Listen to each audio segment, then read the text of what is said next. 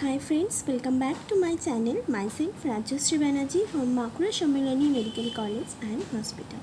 আজকে দেখো আমরা হিউম্যান রিপ্রোডাকশনের পরের টপিকটা পড়বো, যেটা হচ্ছে ফার্টিলাইজেশন অ্যান্ড ইমপ্ল্যান্টেশন। তো আগে যে টপিকটা ছিল সেটা হচ্ছে মেনস্ট্রুয়াল সাইকেল। সেখানে আমরা মোট 3টে ভিডিও আমার চ্যানেলে আপলোড করা আছে। দুটো ভিডিওতে বোঝানো আছে, আর লাস্টের ভিডিওটাতে যে ডায়াগ্রামটা তোমাদের বইতে আছে এনসিইআরটিতে, ওটাকে একটু বলেছি, কারণ অনেক সময় ডায়াগ্রাম বেসড কিন্তু কোশ্চেন আসে। সেই ক্ষেত্রে যারা মনে করো পুরো জিনিসটা পড়লো, ডায়াগ্রামটা পড়লো না, তাদের ক্ষেত্রে কিন্তু সেই কোশ্চেনটা বাদ চলে যায়। ওকে, সেই জন্য ডায়াগ্রামগুলোও কিন্তু আমাদের একবার করে দেখে রাখা দরকার। তো চলো আজকে আমরা শুরু করি ফার্টিলাইজেশন অ্যান্ড ইমপ্ল্যান্টেশন। তো একবার বলে দিই যে তোমরা আগে যে ভিডিওগুলো আছে সেগুলো থেকে যদি কোনো প্রবলেম হয়ে থাকে কোনো কিছুতে, এই চ্যাপ্টার বলো বা অন্য কোনো চ্যাপ্টারে, অবশ্যই কিন্তু কমেন্ট বক্সে প্রবলেমটা লিখবে, ঠিক আছে? আমি চেষ্টা করব তোমাদেরকে রিপ্লাই দেওয়া। ওকে, তো চলো দেরি না করে শুরু করে ফেললি আজকের টপিক ফার্টিলাইজেশন অ্যান্ড ইমপ্ল্যান্টেশন। তো কি দেখো, আমরা কিন্তু গ্যামেটোজেনেসিসে স্পার্মাটোজেনেসিস পড়েছি, উজেনেসিস পড়েছি, সেখানে স্পার্মাটোজেনেসিসে স্পার্ম ফর্মেশন পড়েছি। স্পার্মাটোজেনেসিস কি? The process by which sperm is form. Okay, আর উজেনেসিস কি? যেখানে হচ্ছে সেকেন্ডারি উসাইডের ওভুলেশন হচ্ছে। তো যে প্রসেসের মাধ্যমে সেকেন্ডারি উসাইড অবধি তৈরি হচ্ছে সেটাকে বলা হয় উজেনেসিস। ওকে, তো একটা মেইন যে দুটো ডিফারেন্স বলো স্পার্মাটোজেনেসিস আর উজেনেসিসের মধ্যে। স্পার্মাটোজেনেসিসে কী হয়? স্পার্মাটোজেনেসিস কখন শুরু হয়? সেটা হচ্ছে অ্যাট পিউবার্টিতে। কিন্তু উজেনেসিস হচ্ছে এমব্রায়োনিক লেভেলে, অর্থাৎ বেবি যখন মাদারের উম্বের মধ্যে আছে, মায়ের গর্ভে আছে, তখন থেকেই কিন্তু তার ওভারির মধ্যে উজেনেসিস প্রসেসটি শুরু হয়ে যায়। কিন্তু স্পার্মাটোজেনেসিসের ক্ষেত্রে তা নয়। স্পার্মাটোজেনেসিসের ক্ষেত্রে জন্ম হওয়ার পরে একটা সার্টেন এজ যাওয়ার পরে, পিউবার্টি যখন রিচ করছে, তখনই হচ্ছে একটা সার্টেন এজে গিয়ে হচ্ছে স্পার্মাটোজেনেসিস শুরু হচ্ছে, ঠিক আছে? তো এটা হলো first main difference. Second difference সেটা হচ্ছে স্পার্মাটোজেনেসিসের প্রসেস বাই ডিফারেন্স দেখতে গেলে স্পার্মাটোজেনেসিসে মিওসিস 1 এবং মিওসিস 2 দুটোই হয়ে স্পার্ম ফর্মেশন হচ্ছে। কিন্তু উজেনেসিসের ক্ষেত্রে আমরা কি দেখেছি যে মিওসিস 1 হচ্ছে এবং সেকেন্ডারি উসাইড ফর্মেশন হচ্ছে, সেটার ওভুলেশন হচ্ছে। এরপরে যদি ফার্টিলাইজেশন হচ্ছে তাহলে কিন্তু মিওসিস 2টা হয়, নাহলে কিন্তু মিওসিস 2 হচ্ছে না। তাহলে যখন ফার্টিলাইজেশন হবে তখনই শুধুমাত্র সেই কেসের ক্ষেত্রে মিওসিস 2টা হবে। এমনি নর্মাল কেসের ক্ষেত্রে কিন্তু মিওসিস 1 হচ্ছে, এবং ওভুলেশনের মাধ্যমে সেটা কিন্তু ওভম বেরোচ্ছে না, সেটা হচ্ছে সেকেন্ডারি উসাইড। ওকে, সেকেন্ডারি উসাইড, ঠিক আছে? এবার তাহলে আমরা ফার্টিলাইজেশন আর ইমপ্ল্যান্টেশন একটু বলে দিলাম আগের ব্যাপারটা। ফার্টিলাইজেশন আর ইমপ্ল্যান্টেশন আর মেনস্ট্রুয়াল সাইকেলে আমরা দেখেছি 4টে ফেজ থাকে। কী কী? Menstrual phase, follicular phase, ovulatory phase and luteal phase বা সেক্রেটারি ফেজ। তো এই যে ওভুলেটরি ফেজ বলছি, সেটা হচ্ছে মিডল অফ দ্য সাইকেলে অ্যাবাউট 14 ডে মেনস্ট্রুয়াল সাইকেলে দেখা যায়, সেখানে হচ্ছে ওভুলেশন প্রসেসটা হয়, ঠিক আছে? এবার যখন ওভুলেশনটা হচ্ছে, ওভুলেশন হওয়ার পরে কি হচ্ছে, সেকেন্ডারি উসাইডটা ওভাম থেকে আসছে, ওভাম থেকে এসে কি হচ্ছে, ফ্যালোপিয়ান টিউবে ঢুকছে। এবার ফ্যালোপিয়ান টিউবের আমরা কিছু কিন্তু পার্ট জানি, সেখানে জানি হচ্ছে যেমন ফিমব্রি, অ্যাম্পুলা, এগুলো জানি। তো সেই পার্টগুলোর মধ্যে দিয়ে সেই সেকেন্ডারি উসাইডটা আসছে, এবং সেটা আসছে কী করে? ফ্যালোপিয়ান টিউবসের একটা মুভমেন্ট আছে, সেই মুভমেন্টের মাধ্যমে সেটা ওভারি থেকে হচ্ছে ইউটেরাসের দিকে আসছে। এবার এই যখন আসছে তখন যে অ্যাম্পুলারি যে রিজিয়ানটা আমরা যেটা ছবিতে জানি যে এইরকম হচ্ছে, মনে করো এটা হচ্ছে ইউটেরাস, এটা হচ্ছে ফ্যালোপিয়ান টিউব, ঠিক আছে? এটা মনে করো ইউটেরাস, এই দুটো হচ্ছে ফ্যালোপিয়ান টিউব। ফ্যালোপিয়ান টিউবগুলো কি সেই আঙুলের মতো আকার ধারণ করে লাস্টে গিয়ে, এটাকে বলা হয় ফিমব্রি। আর এই যে একটা বড় হোয়াইট পোর্শন থাকে সেটাকে আমরা বলি কি, অ্যাম্পুলা, ঠিক আছে? তো এই অ্যাম্পুলারি রিজনের এখানে হচ্ছে ওভারি থাকে। তো ওভারি থেকে কি গ্রাফিয়ান ফলিকল র্যাপচার হলো, ওভামটা হচ্ছে এই অ্যাম্পুলা দিয়ে ফ্যালোপিয়ান টিউবসে ঢুকে গেল। এবার টিউবসে ঢুকে গিয়ে টিউবের একটা মুভমেন্ট হচ্ছে, এবং মুভমেন্টের ফলে কি হচ্ছে, সেকেন্ডারি উসাইডটা এই জায়গা থেকে এই জায়গায় আসবে। এবার এই যখন আসবে তখন এই যে অ্যাম্পুলারের region, wide portion of the fallopian tubes call ampulla, সেই অ্যাম্পুলাতে গিয়ে কি হয়, অ্যাম্পুলারি রিজিয়নে গিয়েই কিন্তু ফার্টিলাইজেশনটা হয়। অর্থাৎ সিমেন্ট তোমার স্পার্মটা এদিক থেকে আসে, এসে এই অ্যাম্পুলারি রিজিয়ন এসেই কিন্তু ফার্টিলাইজেশনটা হয়। এরপর ফার্টিলাইজেশন হওয়ার পরে যে জাইগোটটা ফর্মেশন হবে সেটা তারপর আবার এখান দিয়ে এসে ইউটেরাসে ইমপ্ল্যান্টেশন হবে। তাহলে মেন ফার্টিলাইজেশন মানে হচ্ছে meeting of sperm and ovum, যেটা হচ্ছে অ্যাম্পুলার রিজিয়ন অফ দ্য ফ্যালোপিয়ান টিউবসে হয়। আর ইমপ্ল্যান্টেশন মানে হচ্ছে ওরা যেটা বলছিলেন যে একটা বাড়ি বানাচ্ছে, মেনস্ট্রুয়াল সাইকেল আমি অনেক কথা বলেছি যে ওই যে তোমার ফলিকিউলার ফেজ হচ্ছে সেখানে একটা বাড়ি বানানো হয়, অর্থাৎ এন্ডোমেট্রিয়ামটা থিকনেস হয়, এন্ডোমেট্রিয়ামের একটা থিকনেস হয়। তো সেই থিকনেস যে হচ্ছে সেই এন্ডোমেট্রিয়ামের মধ্যে কি হয়, ওই জাইগোটটা ঢুকে যায়। বোঝা গেল? যখন আমরা পড়বো তখন বুঝতে পারবো। তো এইটাকে বলা হয় ইমপ্ল্যান্টেশন, মানে গিঁথে যায় বলতে পারো, মানে যাতে ওটা না বেরিয়ে যায় সেই জন্য ওটা কি হয়, এখানে দেওয়ালের সাথে গিঁথে যায়। তো সেটাকে, সেই প্রসেসটাকে বলা হয় ইমপ্ল্যান্টেশন। ওকে, তো আমরা একটু ওপর জেনে নিলাম যে আমরা কি পড়তে চলেছি। ফার্টিলাইজেশন অ্যান্ড ইমপ্ল্যান্টেশন মানে কি কথাটার একটুখানি সাধারণ জ্ঞান আমরা করে নিলাম। এবারে আমরা বইয়ের ভাষাটা পড়ব। কি বলছে দেখো, during copulation or coitus semen is released by the penis into the vagina is called insemination. অর্থাৎ সায়েন্টিফিকভাবে যেমন আমরা ফার্টিলাইজেশন বলছি, ইমপ্ল্যান্টেশন বলছি, এই প্রসেসটাকে বলা হয় ইনসেমিনেশন, যেখানে কি হয়, semen is released by the penis into the vagina. ঠিক আছে, the motile sperm swim rapidly. Okay, তাহলে এই যে ইউটেরাসটা ছিল, ইউটেরাসের পরে কি সার্ভিক্স আছে, সার্ভিক্সের পরে হচ্ছে ভ্যাজাইনা আছে। তো ভ্যাজাইনাতেই ইনসেমিনেশনের মাধ্যমে এখানে কি হলো, স্পার্মটা হচ্ছে রিলিজড হলো বাই দ্য পেনিস। ঠিক আছে, এবারে স্পার্মটা রিলিজ হলো, স্পার্ম এখানে আছে। The motile sperm swim rapidly. Sperm কিন্তু মোটাইল, কারণ আমরা জানি স্পার্মের একটা টেল আছে। স্ট্রাকচার অফ স্পার্মে আমরা দেখেছি হেড আছে, নেক আছে, মিডল পিস আছে এবং টেল আছে। তো সেই যে টেলটার কাজটা কি, টেলটার কাজ হচ্ছে সুইং করা, অর্থাৎ সাঁতার কাটা, মানে এগিয়ে যাওয়া, মুভমেন্টে হেল্প করা। ঠিক আছে, এই যে মুভমেন্টে হেল্প, যে এনার্জিটা লাগছে সেটা কোত্থেকে আসছে, সেই যে মিডল পিসে মাইটোকন্ড্রিয়াটা আছে। এইভাবে কানেক্ট করে করে জিনিসগুলো পড়বে, তাহলে দেখবে খুব সহজ হয়ে যাবে। ঠিক আছে, তো তাহলে দ্য মোটাইল স্পার্ম, এই যে মোটাইল, এই মোটাইল করা থেকে আমি কতগুলো কোশ্চেন দেখো অ্যারাইজ হয়ে গেল যে মোটাইল স্পার্ম কী করে হচ্ছে, কারণ তার একটা টেল আছে, টেলের মাধ্যমে সে কি মোটাইল হতে পারছে, অর্থাৎ সে মুভমেন্ট করতে পারছে। এই যে মুভমেন্ট করছে তার এনার্জিটা আসছে কোত্থেকে, সেটা হচ্ছে ওই মিডল পিসে থাকা মাইটোকন্ড্রিয়া থেকে। তাহলে the motile sperm swim rapidly and pass through cervix. তাহলে ভ্যাজাইনাতে ইনসেমিনেশন প্রসেসের মাধ্যমে স্পার্মটা এলো, এবারে স্পার্মটা হচ্ছে খুব তাড়াতাড়ি র্যাপিডলি হচ্ছে সুইম করে গেল এবং পাস থ্রু দ্য সার্ভিক্সটাকে পাস করে চলে গেল, এন্টার ইনটু দ্য ইউটেরাস, এবং সার্ভিক্সটাকে পাস করে কোথায়, ইউটেরাসে হচ্ছে এন্টার করলো, and finally reach the ampullary region of the fallopian tubes, সেটা আমি বলছিলাম। এবং কি করলো, তাহলে ইনসেমিনেশনের মাধ্যমে ভ্যাজাইনাতে স্পার্ম এলো, স্পার্মটা কী করলো, তারপর র্যাপিডলি ওটা সুইম করলো, কি মানে কোন অর্গানের পর কোন অর্গানে যাচ্ছে, ফার্স্ট হচ্ছে সার্ভিক্সটাকে ক্রস করে ইউটেরাস থেকে তারপর ফ্যালোপিয়ান টিউবসে ঢুকছে এবং ampullary last finally reach the ampullary region of the fallopian tubes, ampullary region of the Fallopian টিউবে ঢুকে গেল। তো তোমার যদি ফিমেল রিপ্রোডাক্টিভ সিস্টেমের অ্যানাটমিটা মানে বোঝা থাকে যে কোনটা মানে কোনটাকে কী বলে, তাহলে কিন্তু খুব সহজেই তোমরা বুঝতে পারবে যে পরপর মানে স্পার্মটা কি কোন পাত দিয়ে হচ্ছে সেটা গিয়ে অ্যাম্পুলাতে ঢুকছে, ফ্যালোপিয়ান টিউবস। ভ্যাজাইনা থেকে সার্ভিক্স থেকে ইউটেরাস থেকে ফ্যালোপিয়ান টিউবস যাচ্ছে, ফ্যালোপিয়ান টিউবসের পার্ট হিসেবে অ্যাম্পুলারি রিজিয়ন, সেখানে গিয়ে ফাইনালি রিচ করছে।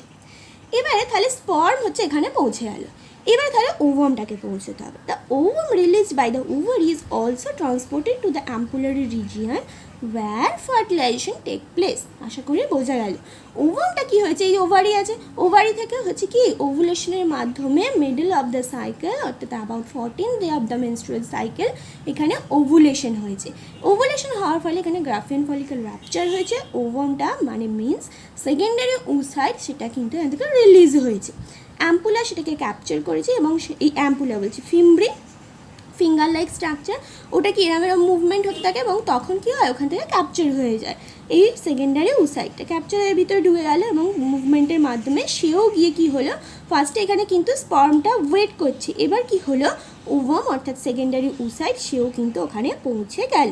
The ovum released by the ovary is also transported to the ampullary রিজিয়ানে where fertilization take place। এবার তাহলে স্পার্মও চলে গেল, ওভামও চলে গেল, তাহলে এবার কি তাদের মিট হলো অর্থাৎ ফার্টিলাইজেশন টেক প্লেস। তাহলে ফার্টিলাইজেশন কোথায় হয়, এটাই হচ্ছে মেন ইম্পর্টেন্ট কোশ্চেন, যে ফার্টিলাইজেশনটা কোথায় হচ্ছে, সেটা হচ্ছে ফ্যালোপিয়ান টিউবের অ্যাম্পুলাতে, বারবার বলছি ফ্যালোপিয়ান টিউবের অ্যাম্পুলাতে, এটাই হচ্ছে এখান থেকে মেন কোশ্চেন, যে ফার্টিলাইজেশন কোথায় হয়, সেটা হচ্ছে ফ্যালোপিয়ান টিউবসের অ্যাম্পুলারি রিজিয়ানে। এখান থেকে যদি একটা কোশ্চেনও আসে এই কোশ্চেনটাই কিন্তু আসবে, ঠিক আছে। তারপরে বলছে fertilization can only occur if the ovum and sperm are transported simultaneously to the ampullary region.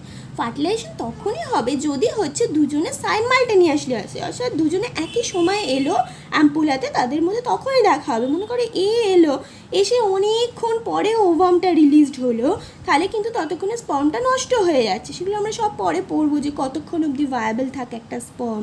তো সেই স্পার্ম মনে করো নষ্ট হয়ে গেল, তারপরে ওভাম গেল, তো ওভাম তার স্পার্মকে দেখতে পাবে না, বা ওভাম মনে করো গিয়ে ওয়েট করছে, তার অনেক পরে স্পার্ম এলো যখন ওভামটা অলরেডি নষ্ট হয়ে গেছে, অর্থাৎ তার ভায়াবিলিটি শেষ হয়ে গেছে, লাইফ স্প্যান শেষ হয়ে গেছে, তারপরে স্পার্ম গেল, তো সেরম করলে কিন্তু হবে না, ঠিক আছে। দুজনকেই যেতে হবে এবং দুজনকে একই সময় যেতে হবে, সাইমালটেনিয়াসলি, ঠিক আছে, সাইমালটেনিয়াসলি।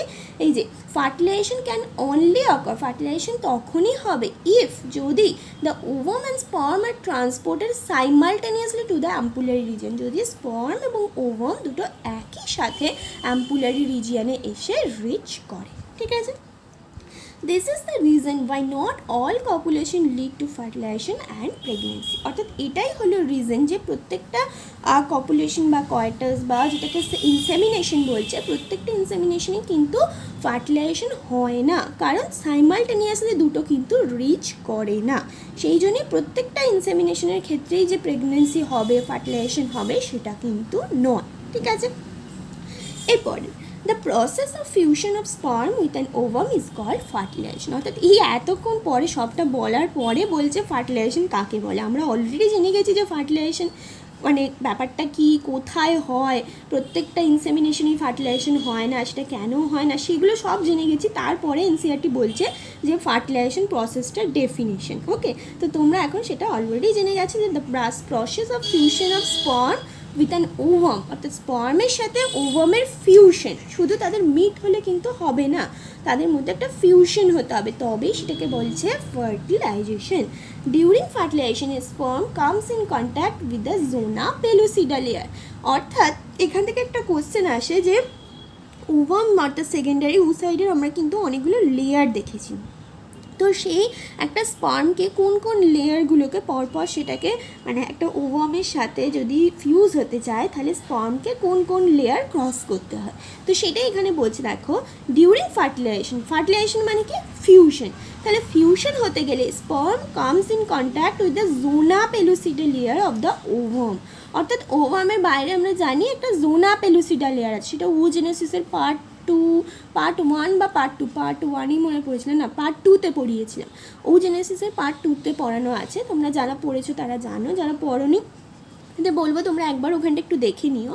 তো খুব বড় বড় যে ভিডিও হয় তা নয়, ছোটো ছোটোই ভিডিও দেওয়ার চেষ্টা করি। এবার কিছু ভিডিও হয়তো বলতে বলতে সেটা হয়তো বড় হয়ে যায়, তো আমি চেষ্টা করি যে পার্ট ভিডিও দিতে, তাতে যার যে পার্টটা অসুবিধা আছে সেইটুকুনি পড়ে নিলেই সুবিধা হবে। কারণ 1 ঘন্টার মনে করো ভিডিও দিয়ে দিলাম, অনেকগুলো টপিক পড়িয়ে দিলাম, তোমার মনে করো তার মধ্যে একটা টপিক বুঝতে পারছো না, তো সেই ক্ষেত্রে কী হবে, তোমাকে সেই টপিকটা খুঁজে খুঁজে বার করতে হবে 1 ঘন্টার মধ্যে।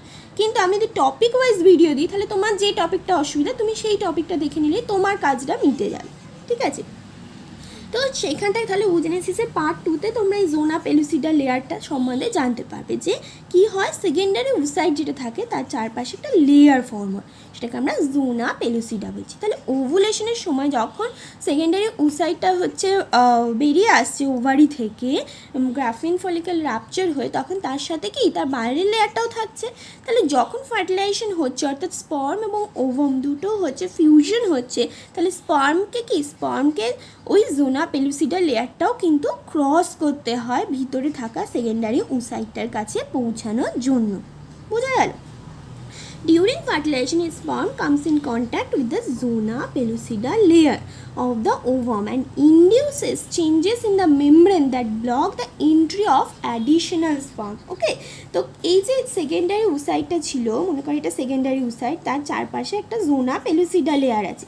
এবারে মনে করো একটা স্পার্ম এলো, এসে কি হলো, এই জোনা পেলুসিডা লেয়ারের সাথে কন্ট্যাক্টে এলো। এই কন্ট্যাক্টে যখনই আসবে তখনই কি ওই স্পার্মটাকে ও এন্ট্রি করে দেবে। ওই স্পার্মটাকে এন্ট্রি করার পরে কি হবে, জোনা পেলুসিডা লেয়ারে একটা চেঞ্জ হয়ে যাবে, এবং সেই যে চেঞ্জটা হবে, সেই চেঞ্জটা হয়ে গেলে কি হবে, ফার্দার আর কোনো স্পার্ম তার মধ্যে ঢুকতে পারবে না। কারণ আমাদের ইন্টেনশন হচ্ছে একটা স্পার্ম এবং একটা ওভামের ফার্টিলাইজেশন, ফিউশন। অনেকগুলো স্পার্মের সাথে একটা ওভামের ফিউশন কিন্তু নয়, তো সেই ক্ষেত্রে কিন্তু অ্যাবনর্মালিটিস আসবে। তো অনেকগুলো স্পার্ম যাতে একটা ওভামের সাথে, মানে একটা সেকেন্ডারি ওসাইটের সাথে ফিউশন না হয়, সেইটা বাধা দেওয়ার জন্য একটা দেখো প্রসেস করাই আছে। যখনই একটা স্পার্ম এই জোনা পেলুসিডার সাথে সংস্পর্শে এলো, তখন সেটাকে এন্ট্রি করে দেয়, করে জোনা পেলুসিডার লেয়ারটার একটা চেঞ্জ হয়ে যায়। এর ফলে কি হয়, আর কোনো স্পার্ম কিন্তু ভিতরে ঢুকতে পারে না। ঠিক আছে, এটাই বলছি। দেখো, ডিউরিং ফার্টিলাইজেশন একটা sperm comes in contact with the zona pellucida layer of the ovum. ওভামের এই যে জোনা পেলুসিডা লেয়ারের সাথে কন্ট্যাক্টটা আসছে। এবারে কি হচ্ছে, অ্যান্ড ইন্ডিউস করছে কি, change in the membrane that blocks the entry of additional sperm. অর্থাৎ সে কী করছে, ইন্ডিউস করছে সেই প্রসেসটা, যেটাতে কি হয়, এই মেমব্রেনটার হচ্ছে চেঞ্জ হয়ে যায় এবং যাতে আর কোনো স্পার্ম ভিতরে না ঢুকতে পারে। Thus it ensure that only one sperm can fertilize an ovum. এইভাবে কি এনশিওর হয় যে একটা স্পার্ম একটা ওভামের সাথে ফার্টিলাইজড করছে। কারণ একটা স্পার্ম ঢুকে গেলে কি হয়, ওই ওভামের চারপাশে থাকা যে জোনা পেলুসিডা লেয়ার ওটা চেঞ্জ হয়ে যায়, ও আর কাউকে কিন্তু ভিতরে ঢুকতে দেয় না। মনে করো তুমি ঘরের ভেতর ঢুকছো, এবার লাইন দিয়ে সবাই আসছে, সবাই করে আসছে, এই যে স্পার্মগুলো অনেকে আসছে। এবার একজন হচ্ছে ভিতরে ঢুকে গেল, সাথে সাথে সিকিউরিটি গার্ড কী করলো, আর কিন্তু কাউকে ঢুকতে দিল না। অর্থাৎ ও কিন্তু ওকে নিজেকে চেঞ্জ করে ফেললো। আগে কী ছিল, যে আসবে তাকে আমি ঢুকতে দিয়ে দেবো, কিন্তু একজন যেমনি ঢুকে গেল, সিকিউরিটি গার্ড কিন্তু আর কাউকে অ্যালাউ করলো না। অর্থাৎ ও নিজের মধ্যে একটা চেঞ্জ করে নিল। ও আগে ভাবছিল যে আসবে তাকেই আমি ঢুকতে দেবো, কিন্তু এখন কিন্তু আর সেরম ভাবছে না, কারণ এখন একজন ঢুকে গেছে, সে ঢুকে গিয়ে বলেছে যে আর কিন্তু তুমি কাউকে ঢুকতে দেবে না। তো এখানেও এই স্পার্মটা ঢুকে গিয়ে কি করছে, ইন্ডিউস করছে যে ওই মেমব্রেনে চেঞ্জ হয়ে যাচ্ছে, এবং তার ফলে আর অন্য কোনো স্পার্ম কিন্তু দেখো ভিতরে ঢুকতে পারছে না। তো এইটাই হচ্ছে এনশিওর করছে যে একটা স্পার্মের সাথে একটা ওভামের ফার্টিলাইজেশন হচ্ছে। এবার দেখো, it ensured that only one sperm can fertilize an ovum. Okay, the secretion of the acrosome helps the sperm enter into the cytoplasm of the ovum through the zona pellucida and the plasma membrane. তো এই যে ব্যাপারটা তোমাদের এত সহজ করে আমি বললাম, যে এনসিইআরটিতেও সহজ করা আছে। তো এই যে কীভাবে চেঞ্জ হচ্ছে লেয়ারে, এগুলো কিন্তু তোমরা সব পরে হায়ার লেভেলে গিয়ে জানবে যে কীভাবে কী চেঞ্জ হচ্ছে। অনেক কথা এখানে আছে, তো সেগুলো অত বেশি তোমরা হয়তো অনেকের ইন্টারেস্ট থাকবে, তো অনেকে জানতে চাইবে, অনেক বই টই পড়ে জানতে যাবে, কিন্তু সেটা পড়ে তোমাদের এখন কোনো লাভ নেই। আমাদের মেন উদ্দেশ্য এখন হচ্ছে নিটে পাওয়া, অর্থাৎ একটা মেডিকেলের সিট পাওয়া। ঠিক আছে, তো আমরা মেডিকেলের সিট পাওয়ার পরে আমরা সেগুলো সম্বন্ধে অনেক বেশি কিছু জানবো, তখন জানতে তোমার বাধ্য হবে, কিন্তু এখন তোমার সেটা জানার দরকার নেই, তাই আমরা কিন্তু ওগুলো এখন জানবো না। আমরা অ্যাজ এ নর্মাল এখন যেটুকুনি আমাদের পড়তে হবে সেইটুকুনি আমরা পড়বো, কারণ আমাদের বায়োলজি ছাড়াও ফিজিক্স আছে, কেমিস্ট্রি আছে, সেগুলো আমাদেরকে পড়তে হবে।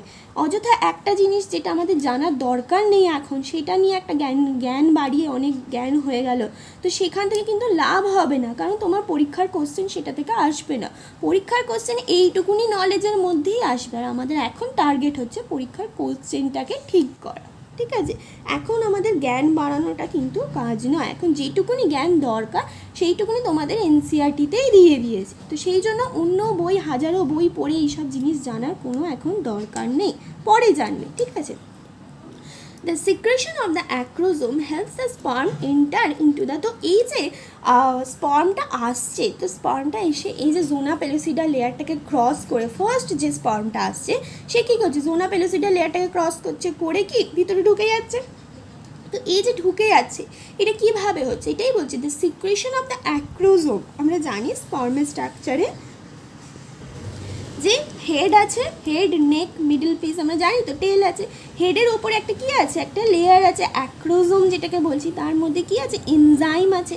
তো সেই অ্যাক্রোজোমের মধ্যে থাকা enzyme, the secretion of the acrosome, এই যে অ্যাক্রোজোম মাথায় হেডের ওপরে আছে, এই অ্যাক্রোজোমে থাকা হচ্ছে, এই অ্যাক্রোজোমে থাকা এনজাইমের সিক্রেশন হচ্ছে, এবং সেটাই কি করছে, সেটাই হেল্প করছে যে ওভামের কাছ অবধি পৌঁছাতে, ইনটু দ্য সাইটোপ্লাজম, অর্থাৎ এন্টার করতে হেল্প করছে থ্রু কি লেয়ারের মাধ্যমে, সেটা হচ্ছে জোনা পেলুসিডা অ্যান্ড প্লাজমা মেমব্রেন। সেকেন্ডারি উসাইডের একটা নিজস্ব প্লাজমা মেমব্রেন আছে এবং তার চারপাশে কি আছে, সিকিউরিটি গার্ড, যেটাকে আমরা বলছি জোনা পেলুসিডা। তো এই জিনিসগুলোকে ক্রস করে ওভাম অবধি পৌঁছতে স্পার্মকে কে হেল্প করছে, স্পার্মের মাথার ওপরে থাকা সেই অ্যাক্রোজোম লেয়ার যার মধ্যে এনজাইম আছে, সেখানে ও কি করছে, ওই জায়গায় পৌঁছে ও এই অ্যাক্রোজোম থেকে ওই এনজাইম সিক্রেশন করছে স্পার্ম, এবং যখন ওই সিক্রেশন হচ্ছে, ওই সিক্রেশনের ফলে ও কী হচ্ছে, আস্তে আস্তে এই লেয়ারগুলো ক্রস করে, কি লেয়ার, জোনা পেলোসিডা এবং প্লাজমা মেমব্রেন, এই দুটো লেয়ার ক্রস করে সে ওভামের মধ্যে পৌঁছে যাচ্ছে।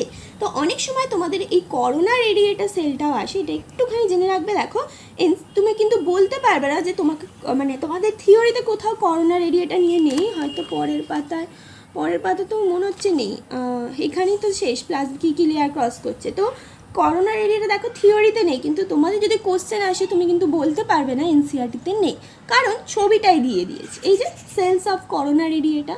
ওকে, তো সেই জন্য সবসময় মনে রাখবে যে জোনা পেলুসিডার আগে একটা লেয়ার থাকে করোনা রেডিয়েটা। যদি বলে যে স্পার্মকে কোন কোন লেয়ার ক্রস করতে হয়, সেখানে যদি করোনা রেডিয়েটা থাকে, মনে করো একটা অপশনে দিল জোনা পেলুসিডা প্লাজমা মেমব্রেন, আর একটা অপশনে দিল করোনা রেডিয়েটা জোনা পেলুসিডা প্লাজমা মেমব্রেন, তাহলে কোনটা তোমরা ঠিক করবে? তোমাদের থিওরিতে কিন্তু জোনা পেলুসিডা অ্যান্ড প্লাজমা মেমব্রেন বলেছে, করোনা রেডিয়েটার কথা কিন্তু বলেনি। কিন্তু দেখো তোমাদের পিকচারে কিন্তু করোনা রেডিয়েটা বলে দিয়েছে, সেই জন্য যদি ওরম অপশান থাকে যে করোনা রেডিয়েটা জোনা পেলুসিডা তারপরে প্লাজমা মেমব্রেন, তাহলে কিন্তু সেটাই তোমরা রাইট দেবে, কারণ সেটা হচ্ছে স্পেসিফিক, আরও স্পেসিফিকভাবে। যদি সেটা না থাকে তাহলে জোনা পেলুসিডা এবং হচ্ছে প্লাজমা মেমব্রেন। তো এই জিনিসগুলো কিন্তু একটু ভালো করে মন দিয়ে জানতে হবে, নাহলে কিন্তু এটা ভুল হয়ে যাবে। তোমরা জানবে জোনা পেলুসিডা প্লাজমা মেমব্রেন, তোমরা এই ছবিটা দেখলেই না, তাহলে কি হবে না কিন্তু, কারণ এই ছবিটাই বলেই দিয়েছে cells of the corona radiata, থিওরিতে কোথাও দেয়নি। ঠিক আছে, এই জিনিসগুলো একটু ছোট ছোট জিনিস, এগুলো আমাদের একটু জানতে হবে। এই যে সেলস অফ করোনা রেডিয়েটা কী থাকে, জোনা পেলুসিডারও বাইরের আর একটা লেয়ার। ঠিক আছে, আরও হায়ার লেভেলে গিয়ে এগুলো সব সম্বন্ধে জানবে, এখন শুধু নামটা জেনে রাখো যে যদি আমাদের আসে যে ওইটা আমি কোশ্চেন আসে যে স্পার্মকে কী লেয়ার ক্রস করতে হয় ওভার মধ্যে পৌঁছতে গেলে, তো সেখানে স্পেসিফিক হচ্ছে করোনা রেডিয়েটা জোনা পেলুসিডা প্লাজমা মেমব্রেন। এবার এর মধ্যে যেটা থাকবে না, সেটা যদি তিনটেই থাকে তাহলে আমরা যেটাতে তিনটে থাকবে সেটাই কিন্তু রাইট দেবো। ওকে,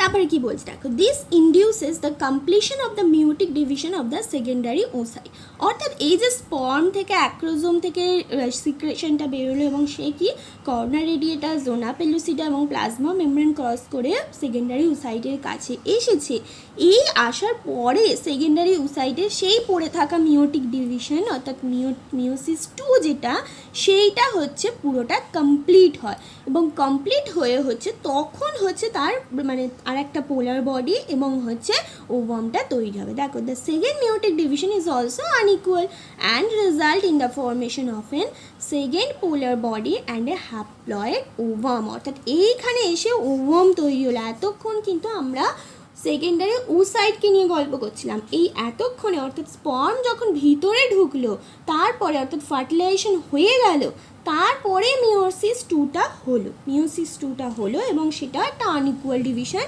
সেখানে একটা সেকেন্ড কেন পোলার বডি বলছি, কারণ ফার্স্ট মিওটিক ডিভিশনে একটা পোলার বডি অলরেডি তৈরি হয়েছে, ওটাকে ফার্স্ট পোলার বডি বলছিলাম।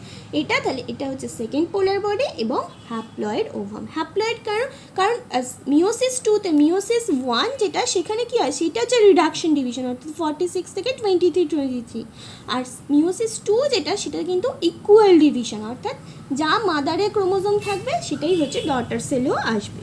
অর্থাৎ ফার্স্ট যে মিওসিস 1 হয়েছিল সেখানে যে সেকেন্ডারি উসাইটটা হয়েছিল সেটার কত ছিল, সেটা 23 ক্রোমোজোম ছিল।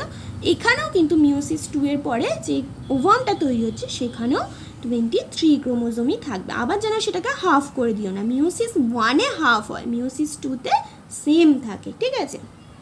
তাহলে এতক্ষণে আমরা হ্যাপ্লয়েড ওভাম বা যেটাকে ওটিট বলছি সেটা হচ্ছে তৈরি হলো।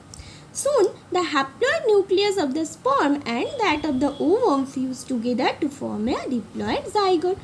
অর্থাৎ এবারই কি হবে, এবারে তাহলে কি ওভামও তৈরি হয়ে গেল, স্পার্মও তৈরি হয়ে গেল। স্পার্মটা এসে কি বললো, স্পার্মটা যখনই এসে গেছে, ওভাম দেখলো আমার একটা তো ডিভিশনই হয়নি, ও কি করলো, চটপট করে একটা ডিভিশন হয়ে গেল, অর্থাৎ মিওসিস 2 যেটা আটকে ছিল সেই ডিভিশনটা হয়ে গেল, হয়ে গিয়ে ও একটা সেকেন্ড পোলার বডি বার করে দিল, হ্যাপ্লয়েড ওভাম হয়ে গেল, অর্থাৎ সে একদম তৈরি হয়ে গেল। এরপরেই হচ্ছে দুজনের ফিউশন হয়ে গেল এবং ফিউশন হয়ে গিয়ে একটা ডিপ্লয়েড জাইগোট, অর্থাৎ হ্যাপ্লয়েড ওভাম এবং হ্যাপ্লয়েড স্পার্ম দুটো হচ্ছে ফিউশন হয়ে ডিপ্লয়েড যেটা তৈরি হলো সেটাকে আমরা বলছি ডিপ্লয়েড জাইগোট। ডিপ্লয়েড জাইগোট তৈরি হলো। তাহলে how many chromosome will be there in the zygote? Diploid বলছে কারণ 23 স্পার্ম আর 23 ক্রোমোজোম অফ স্পার্ম আর 23 ক্রোমোজোম অফ ওভাম, তাহলে দুটো মিলে কি হলো, 46 ক্রোমোজোম অফ জাইগোট তৈরি হলো। তাহলে how many chromosome will be there in the zygote? এখানে 46 ক্রোমোজোমই থাকবে।